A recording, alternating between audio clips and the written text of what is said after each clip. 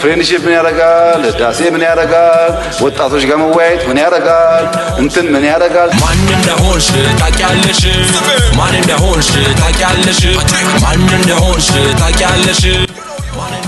እርግጠኛ ሆኜ የምነግራችሁ አሁን በኔጌቲቭ ኢነርጂ በፌስቡክ በምናምን እዛም እዚህ የሚተነትን ሰው እየተነተነ ይኖራል እንጂ በፍጹም ኢትዮጵያን የመምራት ስልጣን እድል አያገኝ። ይሄ በእኛ ጊዜ ብቻ አይደለም፣ ወደፊት ለምን እንደሆነ ታውቃላችሁ? ዱዌል የሚያደርገው ኔጌቲቭ ኢነርጂ ላይ ነው።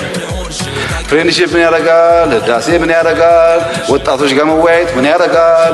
እንትን ምን ያደርጋል ስለሚል ምን ያደርጋል ሆኖ ይቀራል እንጂ እንኳን የመንደር ጎረምሳ ማንም ኢትዮጵያን በኃይል ማንበርከክ አይችልም። አሁን ኢትዮጵያን ለመበተን ኢትዮጵያን ይፈልጉ ነበር ላለፉት 100 ዓመታት። አሁን የሚፈልጉ ሰዎች አሉ፣ እነሱ ይጠፋሉ፣ ኢትዮጵያ ትቀጥላለች። ኢትዮጵያን ቀንሳለሁ፣ ቆርሳለሁ፣ አስቆርሳለሁ የሚል ኃይል እሱ እየፈረሰ ይሄዳል እንጂ ኢትዮጵያ ምንም አትሆንም።